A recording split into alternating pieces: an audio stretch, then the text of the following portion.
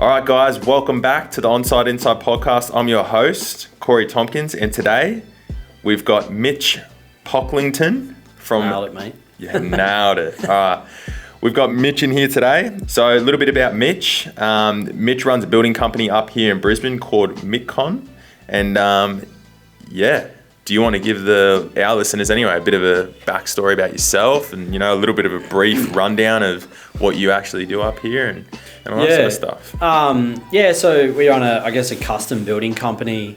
And in the last sort of 12 to 18 months, we've transitioned a bit into doing our own development projects now. So buy, knock down, build and sell. So it's been a long journey to get there, but I'm a chippy by trade. I started out in the industry as a cabinet maker, a school-based cabinet maker.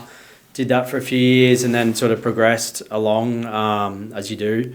And, went out, got my builder's license, became a builder and then started my own business and sort of ground from there and worked my way up. So in your earlier days when you first started, take us back to that. So did you, how old were you when you started your cabinet? Did you see that through or did you? Well, I wanted to be a chippy, I wanted to get a carpentry apprenticeship, but, I grew up and, sort of out in Logan, Browns Plains, lower socioeconomic sort of community, and I didn't really, there wasn't any opportunities for me for a carpentry apprenticeship. So my voc ed teacher, brought to me a cabinet making apprenticeship at that point in time, and it wasn't exactly what I wanted, but it was a foot in the door, so I jumped on it and took that. I used to ride my skateboard up to the factory at 5 a.m. in the morning and then sweep the floors and change the broken louvers and I'd get to edge a cabinet door every now and then, but it was good. I learned a lot out of that. I did that from probably late grade 9, early grade 10 until about grade 11, 12, and then I turned up one Friday morning and there was no one there. There was locks on the door and they just shut up shop and didn't tell the school-based kid. I rang my mate and I said, what's going on? Where is everyone? He goes, didn't they tell you on Friday? That's it. They're done. They've gone under. So that was the end of that.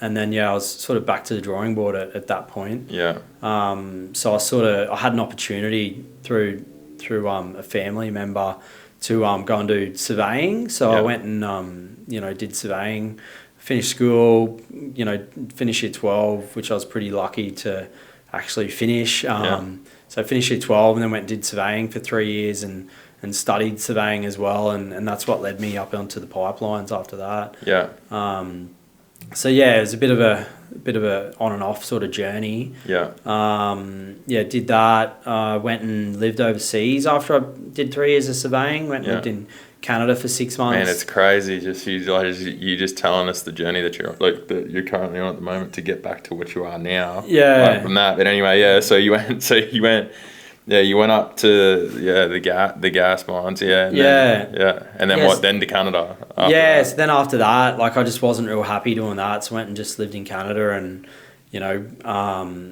I guess a lot of a lot of people do is I sort of did it. A lot of people do that straight after school, but I sort of. And how old were you then? I think I was probably 20, 21. I had my 21st birthday in Canada. So, sweet. It was a good time. It was awesome.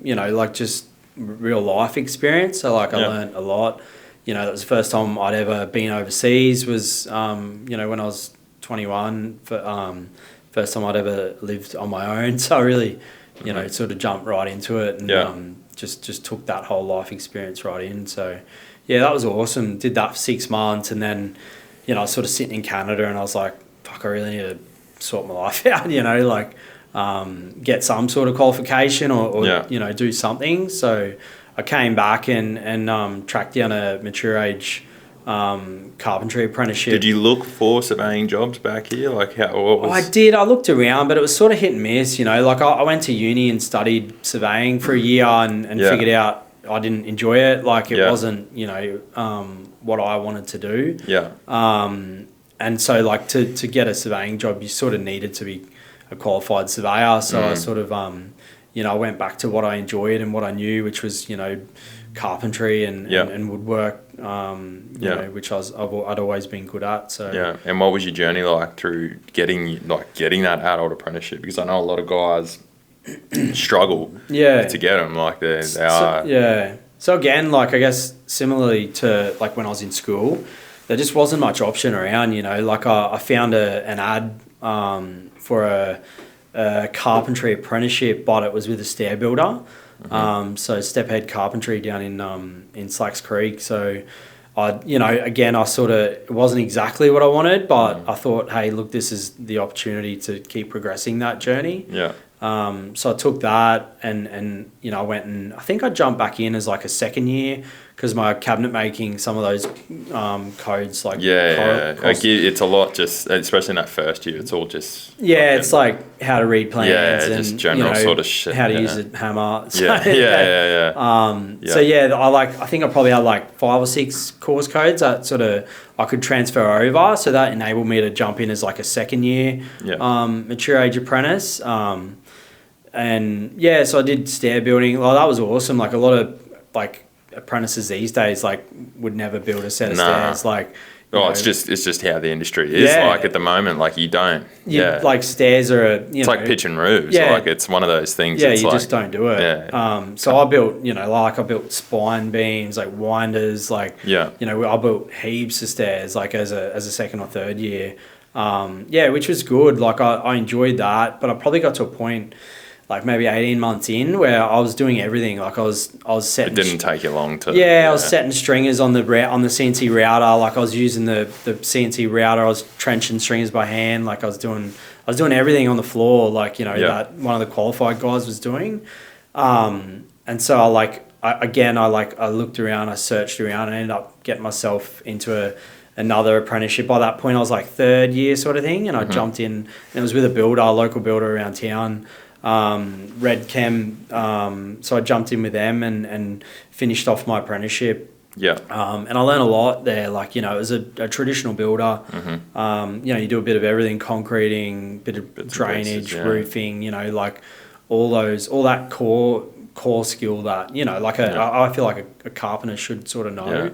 And if you needed a set of stairs, you were there. 100%. So I finished up my apprenticeship there, and then after that I jumped out and did some like subcontracting and supervising and did a few builds around Paddington, like some architectural bigger builds and which was awesome.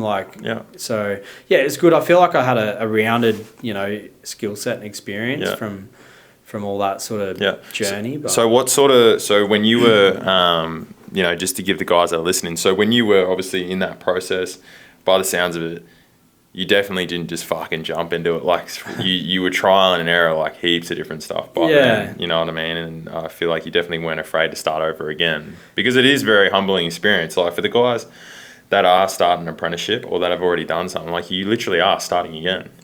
Like you're starting from fucking zero again. It's a humbling experience when you got guys that are either younger than you that are already qualified or whatever. You got to suck up your ego and your pride and 100%. Even as a mature age, like I had mates in school that their dads were chippies, like, their dad's dad was a chippy and they just had, it doesn't sound like much, but for someone who like I really enjoy building, like I love the industry, like for someone who wants like that opportunity and it's nowhere, like it's, to have mates around you just like get offered an apprenticeship, like, or just have it handed down. Another way to look at it, I've actually never really fucking thought about it because like my old man was chippy, his old man was chippy, like I never really like looked at it like that. It was almost just, I guess like these even this current day and age as well, like guys don't really look at it as that, like, as an opportunity per se, you know what I mean? They don't look at it as like there are actually guys out there that want this. And because a lot of guys just treat it like a fucking job, don't they? Like I've had plenty of apprentices, like we had this, like it was a shitty job. Like we did 2 or 3 months of digging and footings and steel work and like rain. It was like probably the worst conditions ever, like just slop.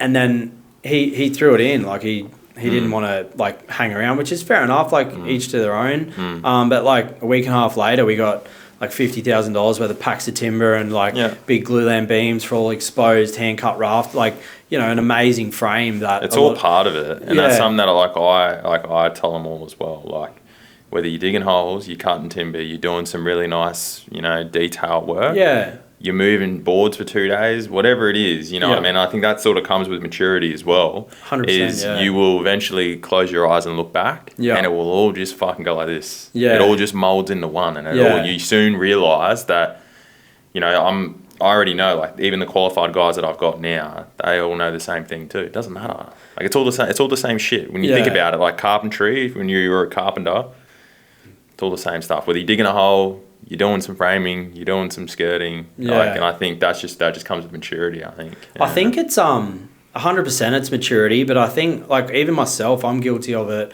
Like, I try and remind myself, like, it's actually the journey through that whole process that is what makes it, what it is. Like, you might build a house and you get to the end of it, you might come back to put a door handle on and you get to see it finished, but you're there for a day, like you're digging footings, you're framing a frame, like you're there months and months and months. Like, I think, every now and then you need to remove yourself from being in a moment and actually appreciate it and just take it in, because it's that journey, it's those months is what, like, the industry or, an apprenticeship or building is about. That's it. And it's like, guys, almost like, I deal with it as well, where people love to say, like, that's not a carpenter's job. Yeah. And if you're always looking for that shiny job where, all you want to be doing is in the sun with your shirt off and framing, digging holes in the rain. Like, what I mean? Like, you know what I mean? Like, if you're constantly just like trying to think about that, and you're only looking for that, you're gonna hate your job. Yeah. And like, because I say to the boys, like, we can, like, I guarantee you, like, you can say, like, for us, for instance, right now, a lot of our work's outside. It's pissing down rain. Yeah. In summertime, might be completely opposite. I might have a shit ton of inside work, but that's just how it fucking goes. Yeah. Like, you can't always... Yeah, 100%. Yeah. Sometimes you just got to sit in the moment and make the most of it. 100%. Enjoy it while it's there. Enjoy it when the work's on. Enjoy it when the work's off. When it's shit, just find the best in it and just crack on, If you're in the rain and it's cold, be thankful that's not stinking hot and you're not sweating 100%, balls. So, so throughout as you come to the end of your apprenticeship, you're now contracting, right? What I want to know is at what point did you did you have like a cornerstone moment? Was it a penny drop moment when you thought, fuck it, I actually want to like work for myself? Like, and what sort of inspired you to do that? Was there people in and around you? How did all that sort of come about? Rather than just like staying as a chippy and... I actually haven't even considered when that moment hit. Like, I guess it might have been, the late stages of my apprenticeship. Like, I saw like successful businesses around me and people that I worked for, and sort of towards the end of my apprenticeship, I actually started looking around and inquiring about the builder's course. And at that point, like the builder I was working for said, it's probably not worth looking at until you've built a couple of houses or had a couple of houses built under your belt. But it sort of didn't deter me. Like, I kept looking at it, and I think you can do the course at any point. Yeah, you can do it as an apprentice. I fucking tell all the boys to get in and just get it knock done. it out, get it done. 100%. I think it's the understanding though, like, comes after you've been through. But it's the same as an apprenticeship when you really think about it, right? You do your apprenticeship, you get your Cert 3. Do you really know? No, you don't. You learn it. You learn it as you go. Yeah, like 100%. But I think it was like towards the end of my apprenticeship, I got qualified. I started subbing for a few months. I probably did 12 months of subbing, and then I started looking at doing my course. And then I did a bit of supervising, and like a few. I feel like the industry's changed though. Like when I was qualified, like subbing as a chippy was like, I feel like it was a short term. All right, guys, congratulations. You're halfway through this episode. I hope you guys are really enjoying it. But first, I just want to make a special thank you to Ideal Group Australia. Without them, I wouldn't be able to bring this podcast to you. So special thank you. I hope you guys are enjoying it. Buckle in and get ready to listen to the end of this episode. Gig, like, I bounced around with a few builders. Like, I'd subby, all right, we'd do this build, and then the builder would be like, oh, it's a bit quiet now, mate. Like, see you later. You'd go to the next builder, and like, whereas now it's like, I feel like being a carpenter, it's more a job, like you're employed by a builder and it's more legitimate. Like I don't know. Would you find that, or I think yeah, like for us, we don't run. None of our guys that we employ are on subbies. I don't use that subby model. Neither do we. Like, we employ all our guys. Yeah, full time. Yeah, so everyone's different, but I try and employ our guys on a salary, and it's usually like above award wage anyway. Yeah, but it just allows me to budget that into a financial year. Yeah. So I do a budget, like I've even forecast the next 2-3 financial years with growth, and then even like a maintenance year where it's just like we're not growing, we're just chilling, we're just staying there, you know, because I feel like you can't always be growing and growing. Yeah. It's very hard. Like it's very cash hungry too. Like it is very hard. Like for us, that's how we run it. We run off like a full-time wage sort of thing where it's like, you know, when the weeks are really long, they get paid for what they work. Yeah. And then when the weeks are short, they can take advantage of that as well. And I'm not getting them just to sit on site when it's pissing rain. So that's how we operate. Yeah. But I do know a lot of guys that run that subby model. Yeah. You know, when I was contracting for myself, same thing. You know what I mean? It's weird, I'd go to a builder for like 2-3 months, and then he'd go, like next you go job, over here. But then we're even finding now that, you know, full reverse is that we're finding guys like from the carpentry labour aspect. We're getting builders now ringing us saying, "Oh, can we get your chippies subby to them?" But like for a longer duration. Yeah. So. I feel like it's an older school mentality. Yeah. It's like, why take like for my argument is always like, wouldn't you want the security? Like if you've got the work there to run 5 guys at a subby rate, right? Because not only are you paying a high rate when you have a subby, because they pay. Yes, I get it. They pay for all their own shit, right? Yeah. Fair enough, whatever. But I'm like, if you've got the work there and you know that you're not packing up shop next week, why wouldn't you just offer them all full-time work? And like the argument is, but the guys that I've got, they prefer to be on ABN. And I've had the talk with 1,000 guys before about the ABN structure and what it actually costs you to be on ABN, etc., etc. I don't think no one really knows, right? They just think it's more money, and it's like they just see the dollar on the paper, right? Wait till the tax bill comes. Right. So we've got a lovely little calculator that I got in my thing. It's a full breakdown in Excel and how I break it down. Right.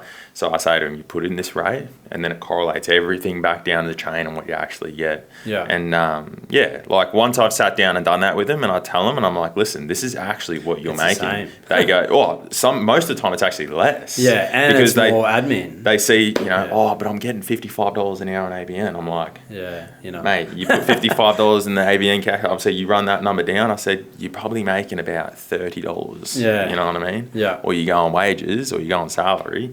You know what I mean? You get 40, 45, and you 50. Don't need to think about the rest of it. Yeah. You get your money in your fucking account every week. You take your holidays, done, dust. You get your super, everything paid for. Yeah. So, like for me, but then it's the same thing. I get it. Like, I actually had this conversation with a guy, and it's only something that I've learned the last couple of years as well. Is for the guys that listen to, like, don't expose us, but like child support and that sort of stuff. So a lot of guys that we've dealt that have come in that have got child support payments and stuff, they run through as an ABN structure because it allows them to fluctuate their costings accordingly, and they don't really love it. Like we had a guy a few months back that fucking I wanted to snag him like real bad. Like I wanted this guy in, perfect fit, and he just turned to me and he said, "No, I can't come in." So and I got to stick to my word, and I keep everyone straight 180 across the board. With the full-time structure. So, but that's what I've fucking found anyway. Yeah, so. I've found like we've always employed our guys full-time. Like, I feel like it gives them security, it gives you security, and it's an even playing field. Yeah. But it's just, I don't know, it's weird. I feel like. But how hard is it? Sorry, just touch on that again. But how hard is it when you do have that security? Yes, but security also brings complacency. Yeah. That's what I've found. Yeah. Right. It goes hand in hand. Those two things literally. They cross over each other over time, right? People that are in job security also have job complacency. So for me, it's always been a constant battle on how do you want people to feel secure, but you do not want them to be complacent, and how do you manage that? I think that's why we looked at we have started looking at the contract model. Yeah. Especially with some of our like newer builds, because it's like we can bulk out the majority of a frame or a clad or something, but then you need that detail component with in-house guys. But it's like, you know, that frame, you know, that you're not irreplaceable. You know, like that frame can always be contracted. Out like there that do it, you know.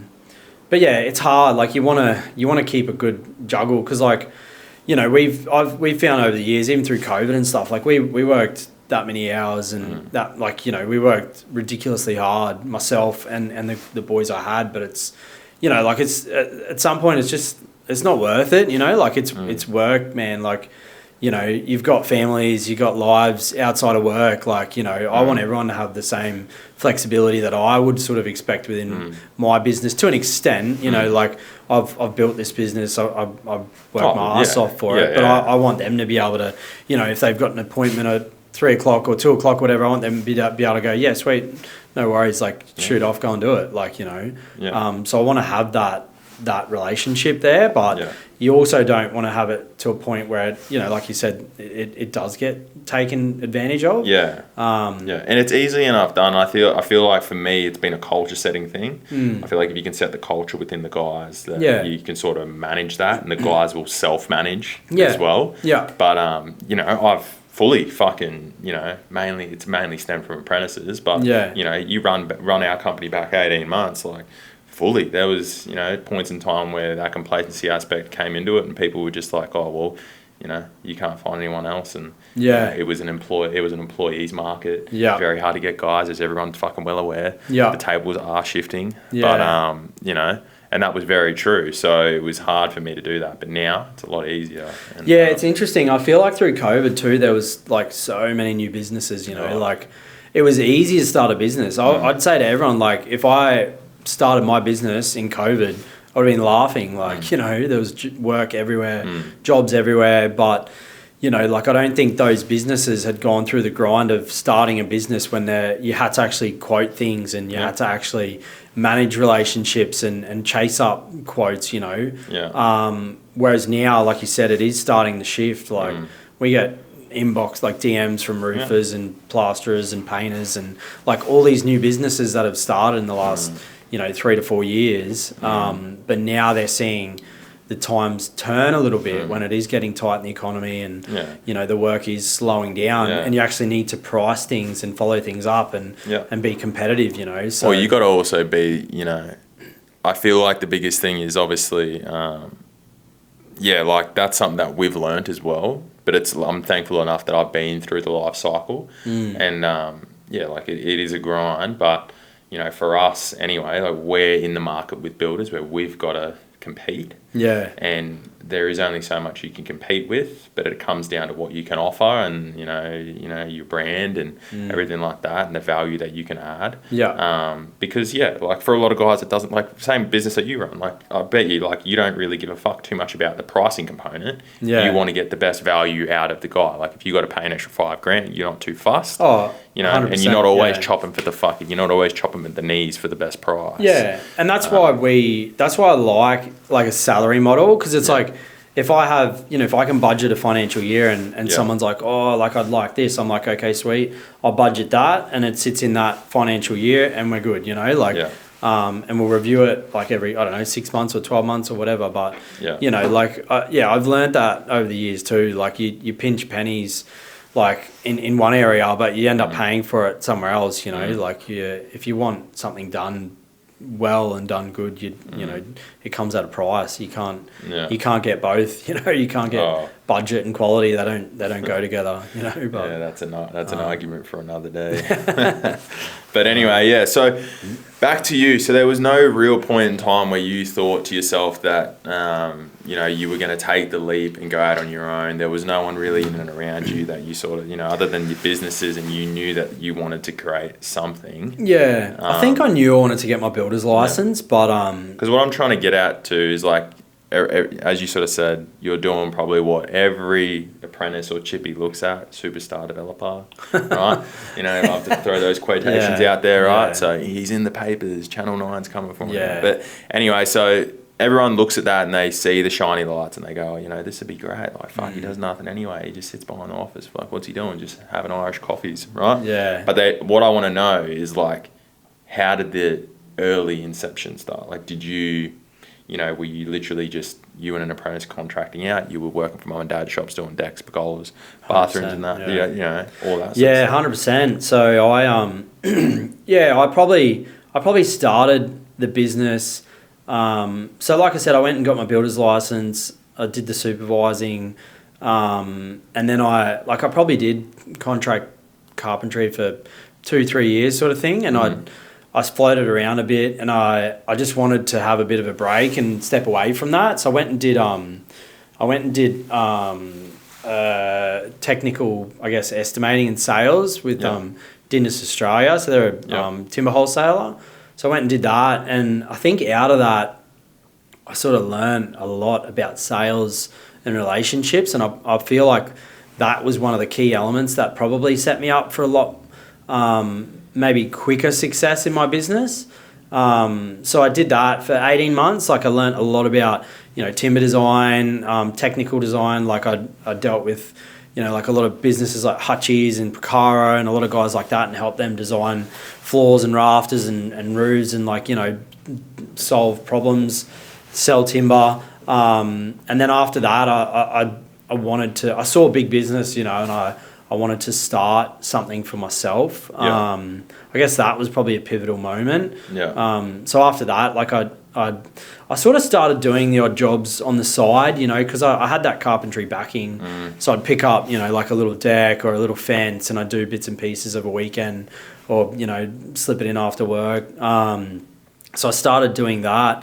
And then I started getting rapport and, like, word of mouth, and, you know, I think I picked up, you know, a few bathrooms and things like that, and it was enough at that point that I thought, look, I'm going to step away. And I also straddled, like, subcontract carpentry, you know, in between doing a bathroom or a deck. Like, I'd do 2 days a week with a builder, and, like, 3 doing my own bathrooms and bits and pieces, and just managing that. And then when did you land? What was the roadmap like when you landed your first, like, large? I think project, we probably landed, you know what I mean? like, maybe like a $60,000 deck or something. And, you know, that was probably enough to service 2 months, 3 months worth of, you know, myself, my wage and workload. You know, which for me would be like, oh, like, I'd go home, you know, to my wife, like, I've got this big job, like $60,000 deck. I've made it, you know, like, let's retire. Not really, but, you know, like, it's a big thing, you know, when you're doing a $2,000 fence and a $10,000 bathroom, which would now be like a $25,000 bathroom, like, you know, you land a deck, and it's like, you know, it's something pretty cool. So I guess I leveraged off that, and, you know, after leaving that sales role, I had a lot of skills from that with relationships. So I set myself a target. I think it was like every week or every fortnight, I'd set a meeting with, like, a real estate agent or a building designer, or, you know, someone industry related that I could potentially leverage off for more workflow. So, you know, I'd meet, like, an interior designer, just for like a coffee or just something, a coffee and a chat, just to start setting those foundations. But you had the confidence already because you were already sort of I speaking knew to how to do that. Like, I knew how to communicate. I knew how to build relationships. And that was probably the key driver in our early success. Like, we went from, I think our first financial year we did, like, I think it was like 300,000, which a big part of that was, like, I built a house for my mum out in Park Ridge, which was, you know, like, I think that was probably an easy opportunity because it's like a family member, but I learnt a lot out of that.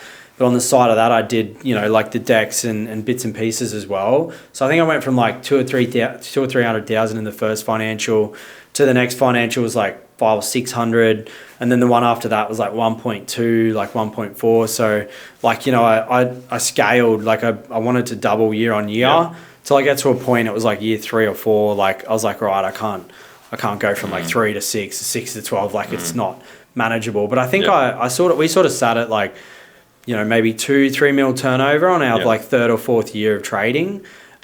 Which was like maybe two like decent sized residential projects in a year.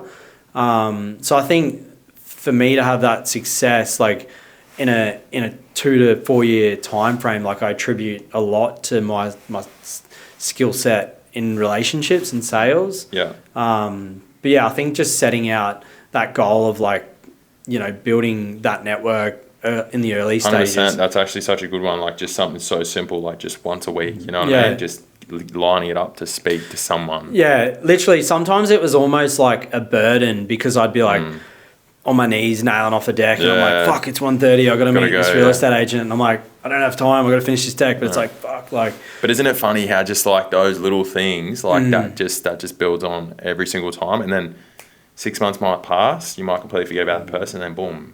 That one phone call. Oh, Mitch, hey, remember I spoke to you about blah, blah, blah. Oh, it's huge. Like you don't realise, like I've got a huge network like right now, like most people wouldn't realise, but like from that role with Dindus, like, you know, in my business, you know, like I've got a massive network in the industry because I am like quite a social person, you know, like I talk to a lot of people, like I catch up, I make calls, I check in with people, you know. So I have a big network, you know, like we could...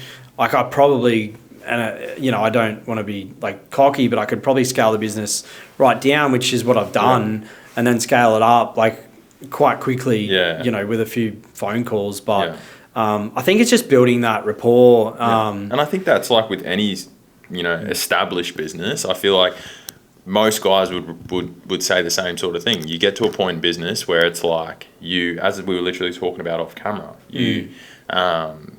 you hold the pulse, and it's like you can go to the next level, but then it's like you also have to, you know, there's a point you sort of have to feel it within yourself as well. Like you can do it, and you have the confidence to do it, and you know that you can, but it's whether or not you want to. And it's knowing where your capacity can sit and what's required for that. You know, like we did, like prior to COVID, like we scaled, like I said, like dramatically. I knew how to scale, but I didn't know how to manage and run a business effectively, you know. Like I did everything myself. I did, you know, I did the project management, the supervision, the estimating, the pricing, like, you know, I did everything. And I got to a point there, like I burnt myself out, like, you know, hugely, because I didn't know how to have, you know, the right management in a business. You know, which is what, like where we got to. And I scaled that right down, you know, the last maybe 18 months, like we scaled the business down and like did nothing. I actually stepped away and I took a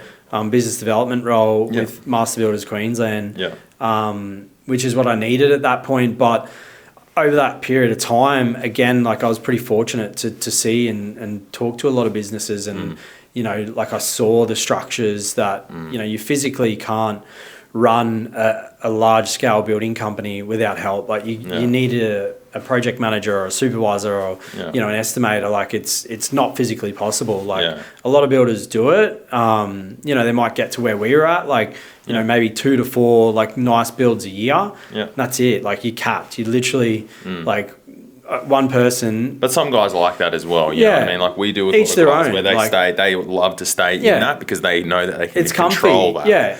And which is, I guess, where we're at. And like for me, I don't want to be wearing those 4 hats. Like I got a supervisor now that I've got on. Like he's awesome. Like really helpful for our business. I've budgeted that, like if we scale 1 or 2 more projects, I want to employ a project manager, because that allows me to sit in our business where I want to sit, like mentally and you know, like with my own work-life balance too.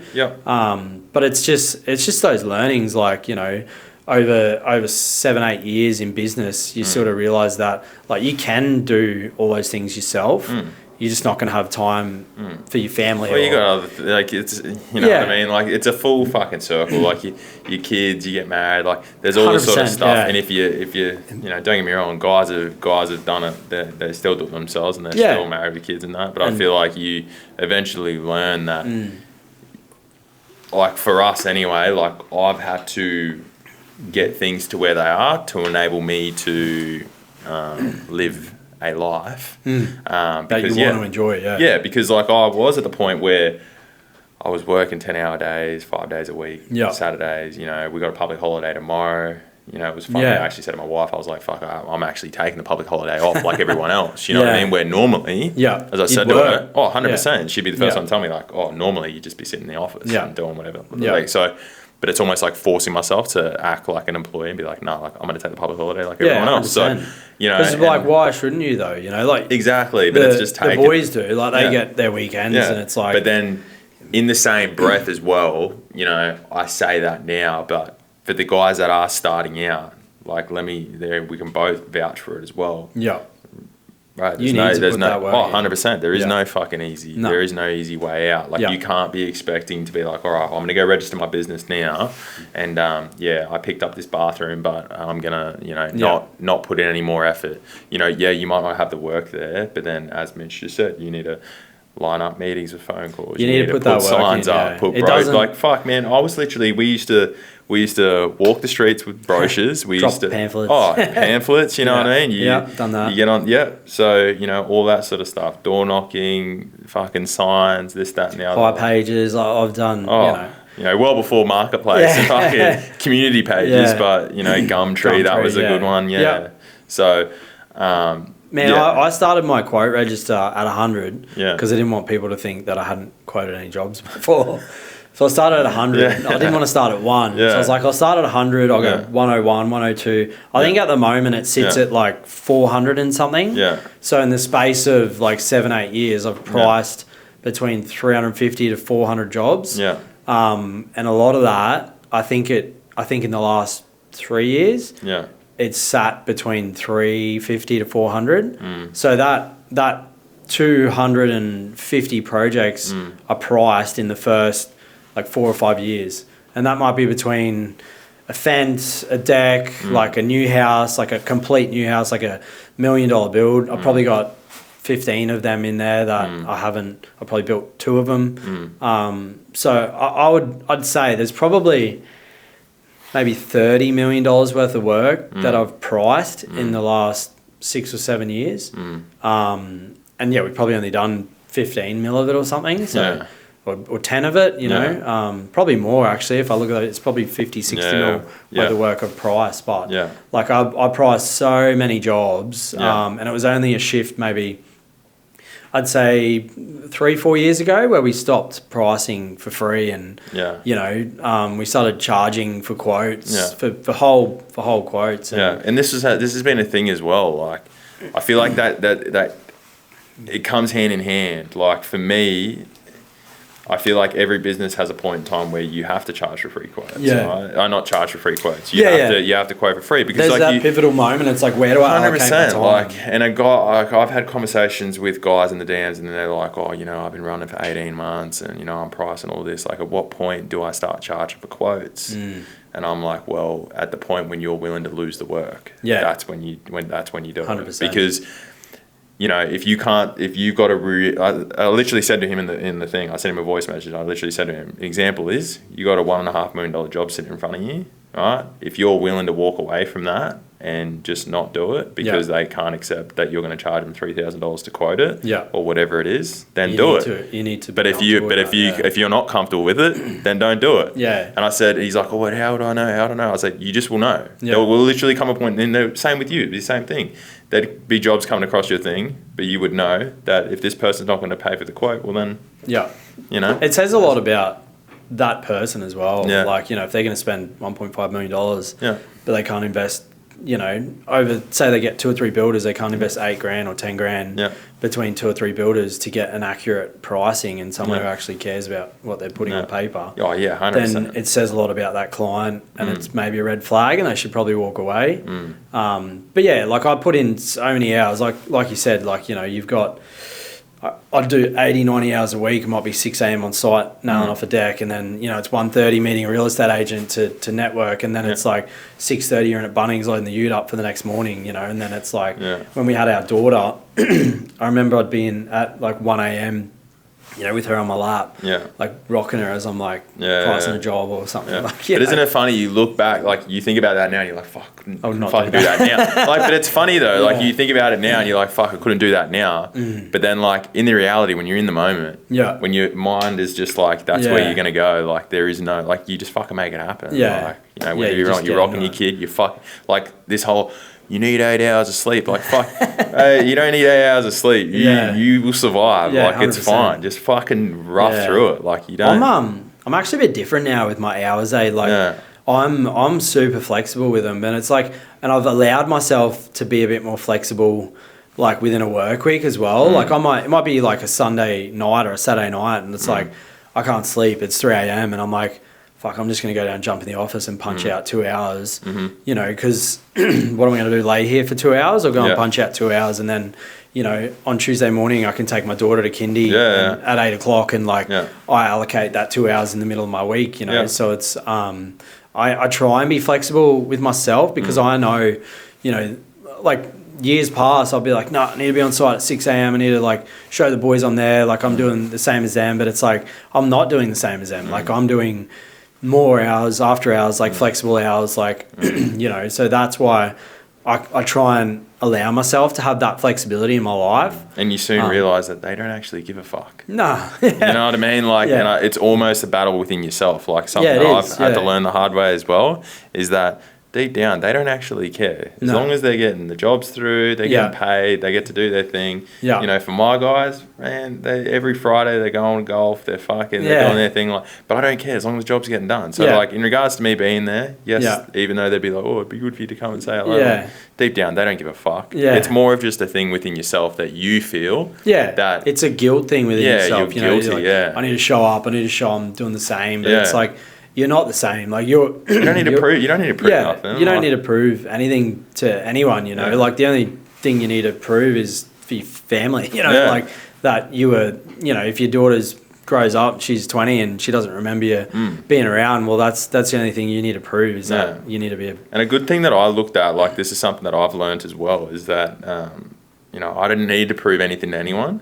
I think the only real thing that I had to prove was to my wife that, you know, all the fucking shit that I was doing before and the long nights and all this sort of stuff and the money stresses and that was eventually going to pay off. Like I wasn't going to be doing that forever. And that was probably the biggest driving point and something that, you know, I was speaking to some, you know, consultants that we have in that, and they literally say the same thing. They're like, at the end of the day, your family's going to be the one that's going to be there forever. 100%. So, and you know, if you're... Everyone else is just noise. Like like if you're like, love my team, love my staff, everything like that, right? Yeah. But they all know it at the end of the day as well.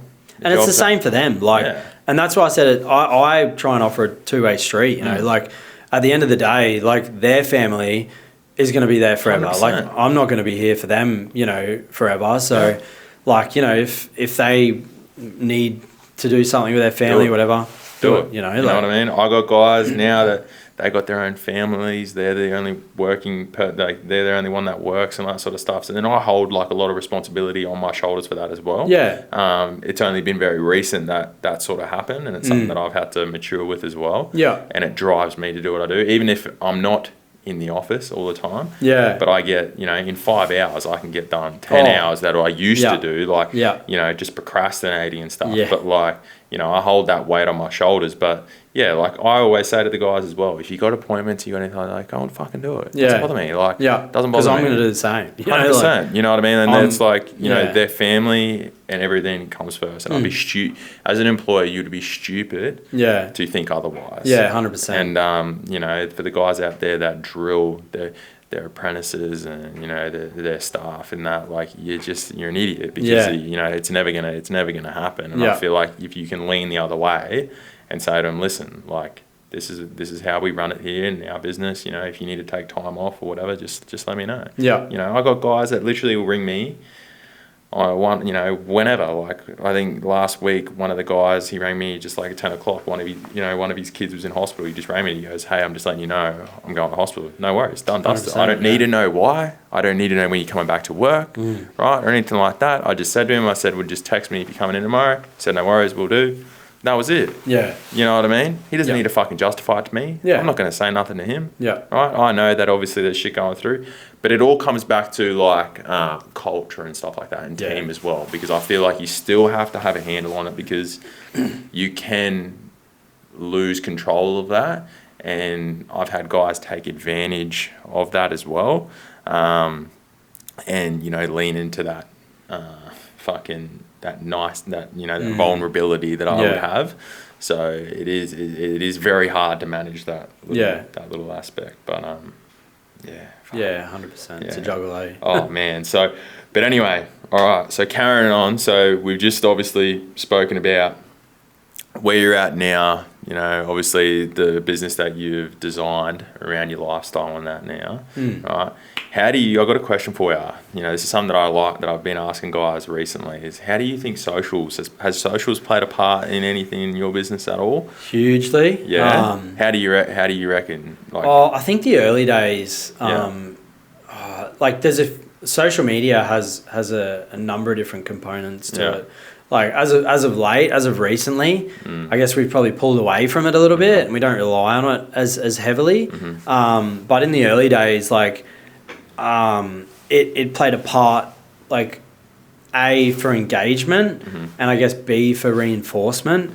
You know, like if you're pricing a job and you are heavily present on social media, and you show an image of rapport and, you know, like respect in that industry, it can like aid that reinforcement with a client. You know, like in the early days, we'd price a job and we'd have a lot of I guess presence on social media, and we would find we'd get, like, we won some jobs just from social media. Like we'd have someone, you know, a lot of young guys might not recognize, but you might have a client sitting in your followers that is not going to be a client for a year, 2 years, 3 years. You know, like they might sit there and follow you and appreciate what you're doing.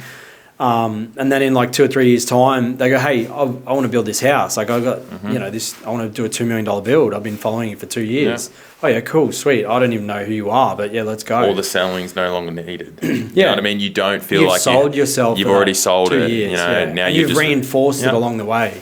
Like you've established that engagement with your audience, and without even knowing it, you've reinforced it for the past 2 years, and now you've had that job won for 12 months, but you didn't know it. You know, like, so social media, I think for us, was a pivotal point in our business for that first like 2 to 4 years. How did you go about handling because I feel like this is something that resonates with the guys that listen, is how did you go about comparing yourself? Because obviously in that 2-4 year period, everyone would know that there's a lot of people out there that have gone really well on social media and they jumped in early. Yeah. You know, for me, it was a bit of a battle to start with, comparing yourself to others. Oh, 100%. You know what I mean? You sit in the car and you fucking, I haven't got this. And it's, I think maturity and, like, you know, obviously getting older and, you know, appreciating different things in life. I think maturity, you know, helps you in that comparison perspective. You know, like I used social media heavily for the business, but in my personal life, like I'd barely touch it. You know, it might be once every 3 months, 4 months, like I'd put a post up or something. Because these kids now, like they get TikTok. Yeah, TikTok and bloody. Yeah, you know what I mean. YouTube like, and it's full on. It's like it's literally just like. Now we sound old. These kids. Oh man, like it's literally just like. They're getting it constantly fed into their brain that, you know, they're not in the position that they should be in. Like it is literally like a drug. Yeah. You know, and even TikTok and YouTube, it's designed like, you know, you might be watching a video and there's like 3 other videos like being suggested and loading up next, like ready to go, to be fed, and, you know, like it's it's bad. I guess everyone goes through stages. They try and like engage with social media and then they like retract and have a break, you know. But I think from a business perspective, like social media is key. Like depends on what extent and what goal and what you're trying to target. I think for us, like I've pulled away and retracted a lot from social media, but like where our business model's at the moment and where it's presently headed, like I need to re-engage it.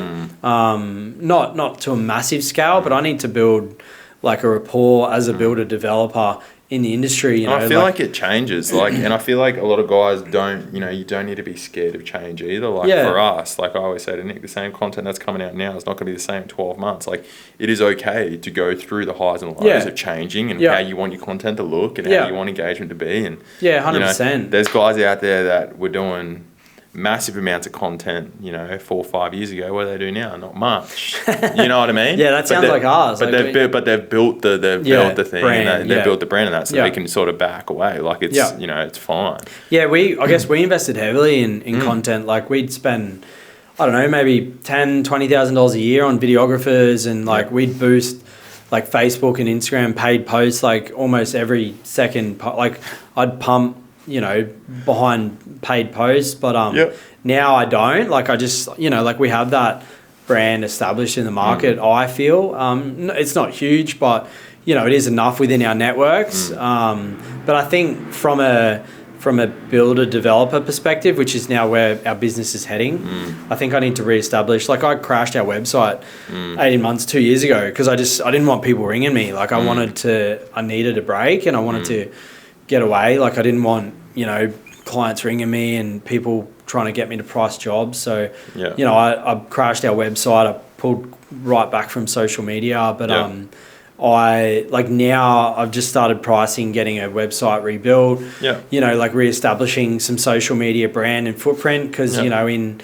like 8 or 9 months we're going to bring a house to the market, and I need to show. I feel like it's wise to show a footprint and a brand in the market. Because if you come to market with a brand new house and that builder doesn't even have a website, like I feel like potential buyers are going to want to 100% do that research and find that establishment in the market. So it's funny. Like you said, it goes through waves, and it just depends on what you're targeting and what brand you're trying to establish as well, I guess. So it's been massive for us. Like we've same thing again, like the following's not huge, but our engagement is high and it's like,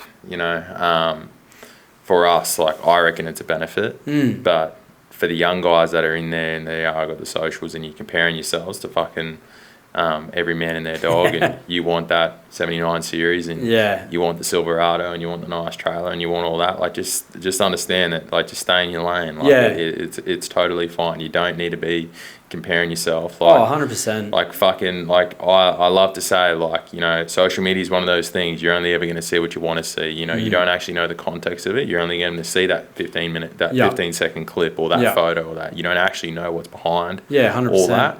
And, for me, it's been something that I've had to fucking learn because, like, even not that I never depressed or anything like that, but, like, I would always compare where I was in my point in life to someone else. Why wasn't I there? Why didn't I, why can't I afford that? Why can't I do that? And it's put me in predicaments before that has been bad. And, Oh, man, like I said before, like, I feel like it's taken me a lot to learn that you need to remove yourself from a situation and just even appreciate where you're at or, like what you're doing in the present. Like, everyone's so focused on what's in front, but, often you need to step aside and just look at how far you've come and what you've done. Even in the smallest achievements, like if you're an apprentice and you get qualified, like, sometimes like, it might be good to get your builder's license and keep going, but, like go and have a weekend away and celebrate that you just finished your apprenticeship, that's a milestone in itself. So it's, everyone's guilty of like looking for the bigger and shinier object, but you need to just step back sometimes. I'm going to do my own developments one day and all this sort of stuff. Like but anyway, so, but just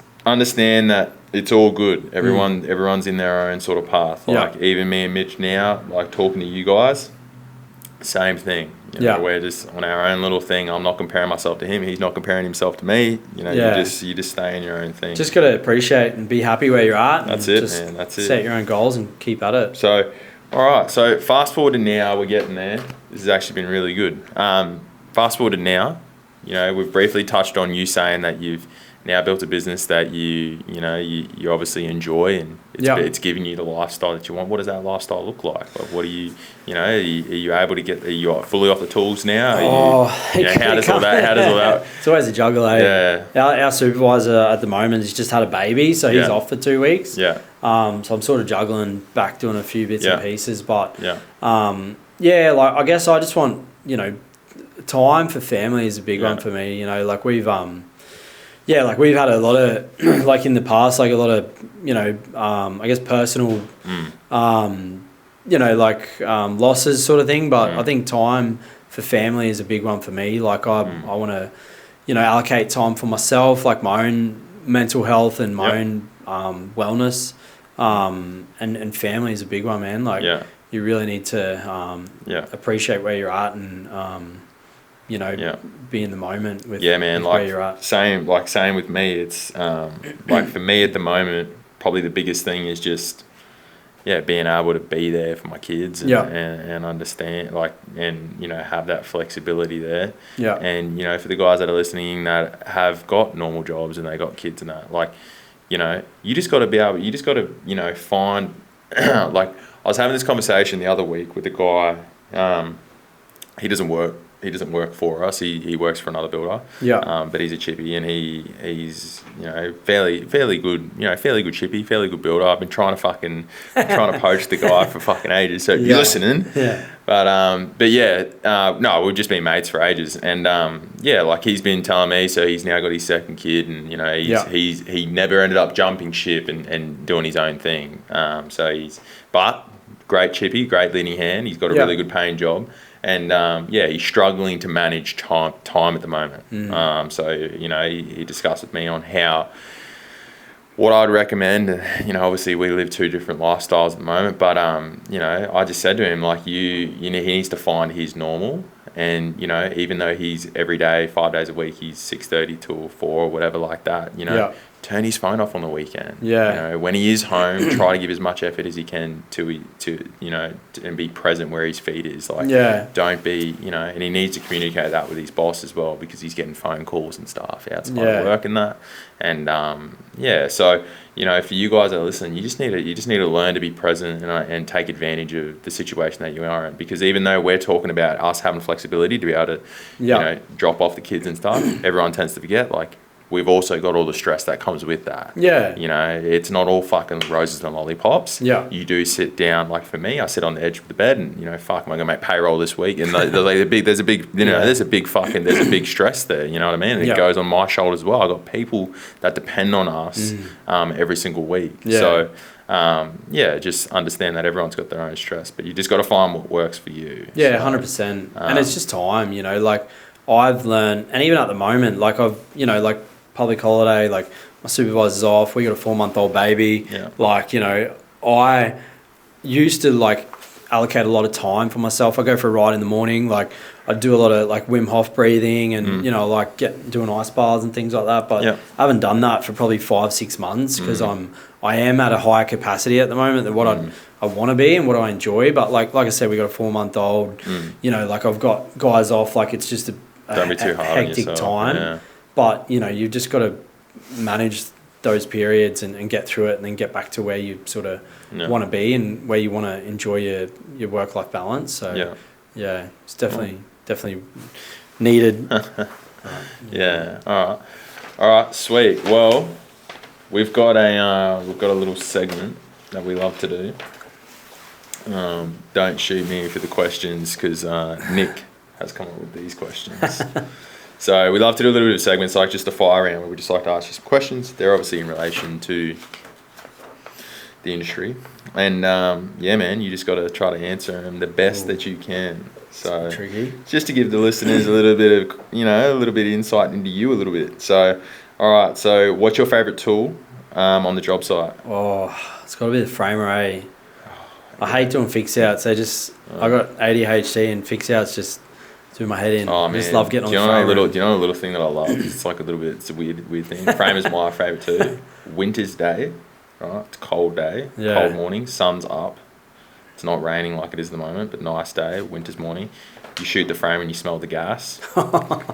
to me, right, to me, when I smell that, I'm like, man, this is like fucking, it just gets me like. Yeah, I'm just fucking, I turn to the apprentices, I'm like, the day that I stop fucking loving that smell, you know what I mean? Fucking put me in a casket, I'm done. Yeah. I don't know, I just love standing frames, trusses, It's just a good environment. I feel like you get a lot of productivity in a short period of time. And you stand back, like I'm like digging a hole and stuff. It's like one of those jobs where you look back and you're like, like at the end of the day, you've busted your balls, but hey, look. Frame up. All right. Coffee or energy drink in the morning? Definitely a coffee. Went away from energy drinks years ago. They'll give you kidney stones, I think. Whoopsie. All right. What's the most satisfying part of your job? Oh, that's a tricky one. Flexibility, I think. True. Yeah. That is true. Yeah. That is very satisfying. All right. Name one thing you can't start your day without.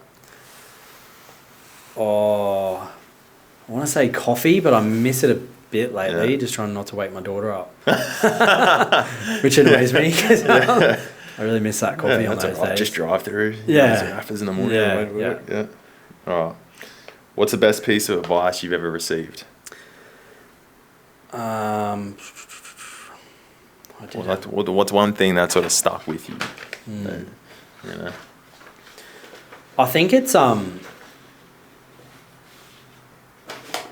the one thing that I've probably learned over the past few years is you just need to, I guess, recognize your own capacity. You know, like you need to know your limits. And know where you can function to effectively. Yeah. And once you know that, like you'll be a lot better operator. Yeah. And delegate, where your capacity's capped. Like you need to hand out that load because you can't do everything yourself. Yeah. Yeah. So just understanding yourself a little bit more. Yeah. Yeah. Bit of self-awareness. Yeah. Probably the biggest thing that I think anyone should really invest in. Yeah, sweet. So other than developments and stuff on the cards for Mitcon, what else are you got coming up? Are you guys basically, you just doubling down on that? Is this your first big one that you guys got coming up? Or yeah, we've done two. We did one like personal place development. That was like probably $1 million knockdown rebuild, $1 million build. Yeah. Did that, sold it. We've got another one underway at the moment, a personal one. Successful? Yeah. So we did really well out of that. Yeah. To be honest, like that was mid-COVID. We lost a lot of money in the business. Yeah. Like fixed price contracts, we just hemorrhaged out the back of the business. Yeah. If we hadn't have done our own development at the same time, we'd probably be in a different position right now. I feel like that salvaged the business when it sold. So that was definitely beneficial. Property, I think like property's like huge asset to leverage, to get in front. Second one we're doing at the moment, probably maybe 3 months off completion, whilst running first commercial development over at Camp Hill. So that's for yourselves. Yeah, so it's completely under another business entity. That'll be sold at the end of it. So sort of 3, I guess, effectively. Yeah. And then I want to try and roll this one into another, commercial development end of the year, early next year, just to keep that sort of flow rolling. Yeah. Exciting times there. Yeah, I got a client build. They're good friends of ours. Like I told myself I'd steer away from client builds, but I actually just did complete a little extension for some really awesome clients. And that was, ministered the contract correctly, like did a lot of things right in the business, like I should have done maybe more so in the past. So that was a really rewarding experience. And then another big client build in Manly we're designing at the moment that we probably will end up building, but we'll just see how that eventuates. But I guess it's one of those things, if you can get to a point where you're sort of not picking and choosing, but you're a bit selective with projects, but it's like, I say that, I guess quite flippantly, but it's been a extremely difficult road and battle, my first property I bought was a unit in Cooperoo for $300,000. I did $10,000 reno at it, and at that point in time, like Cooperoo Square was coming out the ground. Yeah. There was a unit oversupply, and when I bought it on the market, people were spending $100,000 more to buy a brand new unit. Yeah. There's heaps of units on the market, and I sold it for $320. Like, I literally got my money back and made a touch on it, you know. And then my wife saved a heap of money at that point and rolled that into. We bought a house in Holland Park, and it was like $600,000. Yeah. All our friends were like, you guys are crazy, like that's heaps, you know, like that's so much money. And then we sold it for like $850 or something, just on the cusp of COVID. And then bought another place in Manly, did that big build, knocked down reno, like did fairly well out of it. But yeah, it's just leveraging, you know. It's stressful nights. Yeah, it's a finance game. Yeah, 100%. Like it is a lot, you know, a lot of work, you know, a lot of time in the business, a lot of losses through COVID, like, you know. I think a lot that's of the thing, like no one ever talks about losses. And never, you know, no one's going to, but it's like, you know, that's the stuff that fucking people don't understand. We lost $150,000 between two contracts through COVID. You know, and we're sitting there like what do we do here? And we ripped out of the mortgage, pumped it in the business, and finished. You know, we got two houses sitting out there, like two clients that are none the wiser that we paid to finish their houses. You know, and then even at the end of it, they're like, oh, this is like a little scratch on my skirting board, and like, that's what turned. That's I'm like, yeah, sick. I've just paid $80,000 to finish your house, like, and that's what fucking. I feel like that's what really turns you bit like. That turns you, that puts fucking, you know, stripes on your back. Like, you fucking to swallow that pill is huge. Like, a lot of builders like didn't do that. Like, they just threw it in, packed it in, liquidate. Like, but you know, when you got two options, like you have a fixed price contract, like you go back to your clients, you have a fight, you whinge and moan, you end up in court. Like, you know, it's a fixed price contract. At the end of the day, like, you will lose. Like, the law in Queensland isn't written to allow you to, you know, like negotiate that contract when it's a fixed price contract. So we just sucked it up, lumped it on the mortgage, and you know, cracked on. So I guess that was a hard pill to swallow. But if we hadn't have done our own development on our personal property at that point in time, like I probably wouldn't have been in a different position. But that's it, man. Like, you just got to keep fucking going, and that's business. Like, you know, 100%. For you guys that are listening, like, it isn't just being able to do whatever the fuck you want, rocking up, dropping your kids off, fucking, you know, having coffees all the time. Like, like you got, like, that's it. Like, that is business. It is. That's the fucking hard stuff. I think a lot of chippies and builders, like, and it's like, it gets bashed a lot at the moment, but it's so true. Like, you need to know your numbers. Like, guys don't know. Love that, eh? It's so fucking pumped at the moment. Oh, like, but it's true. Like, know your numbers. I didn't, like, it sounds dumb, but like, I literally didn't know the difference between markup and margin for like probably 2 years of business. I'm just cracking along. I'll just chuck 20% on it, but not knowing that 20%, you know, pulls down to 17 or 18, whatever it is. And I think 30% pulls down to like